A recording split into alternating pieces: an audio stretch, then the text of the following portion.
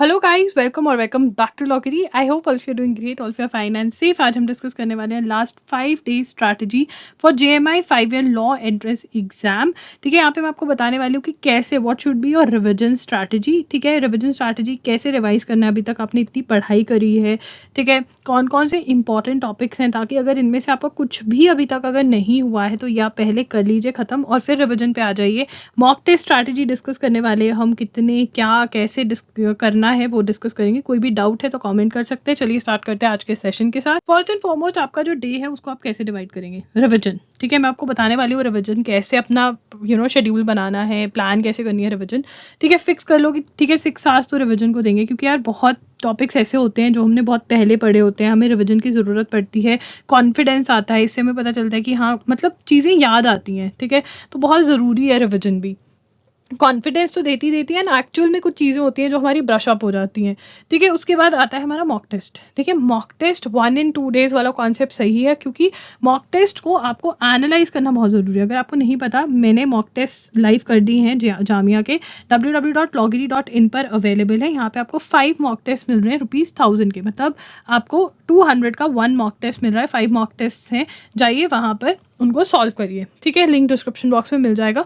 अब mock test लेने हैं, सॉल्व करने हैं, एनालाइज करना है कि मेरी गलती कहाँ पर हुई है। ठीक है ना, आप जब जैसे ही मॉक टेस्ट सबमिट करेंगे आपको आंसर्स दिखेंगे और आपको पता चल जाएगा अच्छा ये गलत है ये है, तो एनालिसिस करना है। मैंने आपको बता दिया है हाउ टू एनालाइज, वीडियो का लिंक मिल जाएगा, प्लेलिस्ट ही मिल जाएगी, हाउ टू अटेम्प्ट वाली वीडियो देखो, हाउ टू एनालाइज। तो मॉक टेस्ट हम क्यों सॉल्व करें?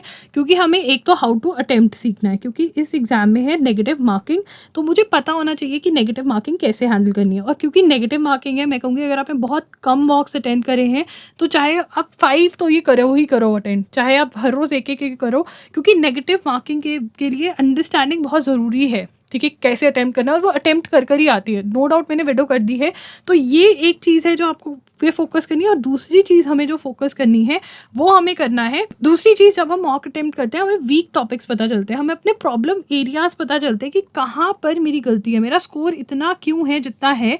और वहाँ से जब हम एनालिसिस करते हैं तो हमें पता चलता है, हम प्लान ऑफ एक्शन क्रिएट करते हैं, हमें पता चलता है कि मैं कैसे अपना स्कोर बढ़ा सकती हूँ, कौन कौन से टॉपिक्स पढ़कर मेरे स्कोर बढ़ जाएंगे।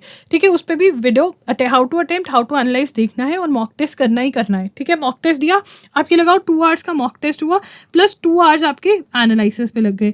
ठीक है, और फिर यहाँ से जो हमारे वीक टॉपिक्स निकले, ठीक है, मुझे उन पे काम करना है। और कैसे डिसाइड करें कि वीक टॉपिक्स पे काम करें या रिविजन करें? अगर तो कुछ चीज़ है जो रिवाइज करे हुए बहुत टाइम हो गया, पढ़े हुए बहुत टाइम हो गया, ऐसा फील आ रहा है कि यार ये तो मतलब याद ही नहीं है, तो आप वो रिवाइज करो और फिर वीक टॉपिक्स पे आओ।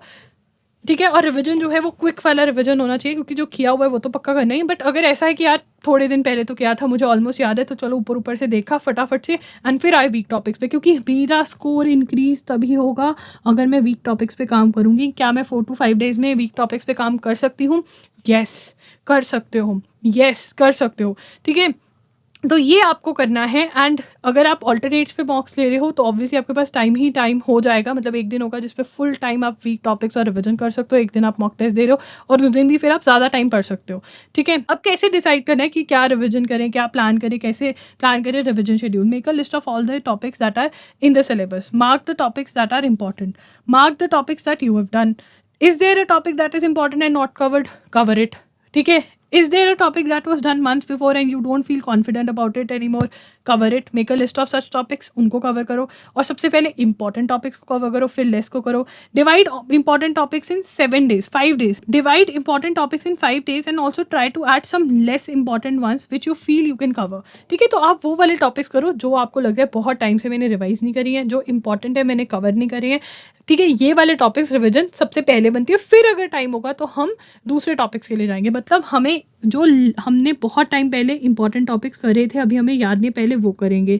ठीक है, जो मेरा इंपॉर्टेंट टॉपिक नहीं कवर्ड है मैं वो कवर करूंगी एंड फिर मैं दूसरे टॉपिक्स पे जाऊंगी। समझ रहे हो, ऐसे प्रायोरिटी सेट करूंगी मैं। मार्क्स डिस्ट्रीब्यूशन जल्दी से देखते हैं। इंग्लिश आपकी 30 मार्क्स की है, जीके करंट अफेयर्स 30 के हैं, लीगल एप्टीट्यूड 40 का है, एलिमेंट्री मैथमेटिक्स 10 का है और जनरल स्टडीज मतलब स्टैटिक जीके 40 मार्क्स की है। ठीक है, यहाँ पे देख रहे हो ये लीगल, ये ज्यादा इंपॉर्टेंट है। ठीक है, यहाँ पर यार ऑफलाइन होता है, 2 आवर्स का एग्जाम है, MCQ 150 क्वेश्चंस आते हैं, करेक्ट क्वेश्चंस के लिए 1 मार्क मिलते हैं, रॉन्ग के लिए -0.25 होता है, नेगेटिव मार्किंग है। हाउ टू अटेम्प्ट वाला वीडियो देख लेना। करंट अफेयर्स, देखिए करंट अफेयर्स आपने जहाँ से भी पहले पढ़े हैं, जितने भी पढ़े हैं, उनको सबको रिवाइज करके जाना, ठीक है, बहुत ज़रूरी है। और रिवीजन कैसे करनी है कि हाथ रख लिया कि अच्छा इसका ये आंसर है, इसका ये है, ये टॉपिक से रिलेटेड ये चीज़ें हैं, वैसे करोगे तो बहुत बढ़िया बात है, ठीक है। स्टैटिक जीके के क्वेश्चंस या जो भी थ्योरी पढ़ी है उसको आप रिवाइज करके जाना, ये 3 तो बहुत ही ज़्यादा इंपॉर्टेंट है, ठीक है। उसके बाद करंट अफेयर्स जो भी पढ़ा है वो रिवाइज करके जाना। मेरे मॉक टेस्ट में जो मैंने क्वेश्चंस दिए हैं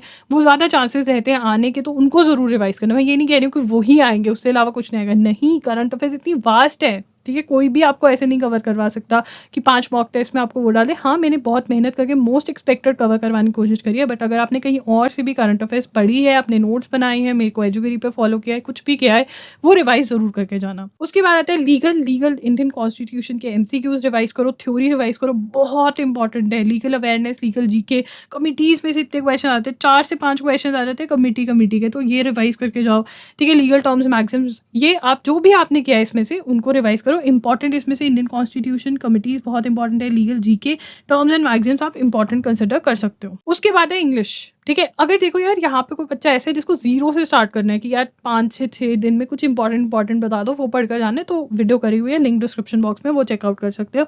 अब देखिए यहाँ पर इंग्लिश कैसे रिवाइज करनी है, रूल्स जितने भी हमने पढ़े वो प्लस रैंडम क्वेश्चंस में रिवाइज कर लूँ तो बहुत मेरे लिए सही रहेगा, ठीक है। उसके बाद मैथ्स जो है अगेन फॉर्मूलाज रिवाइज कर सकते हो और जो भी रैंडम क्वेश्चंस हैं वो सॉल्व कर सकते हो, ठीक है। सो गाइस, अगर आपको कोई भी डाउट है आप कमेंट कर सकते हो।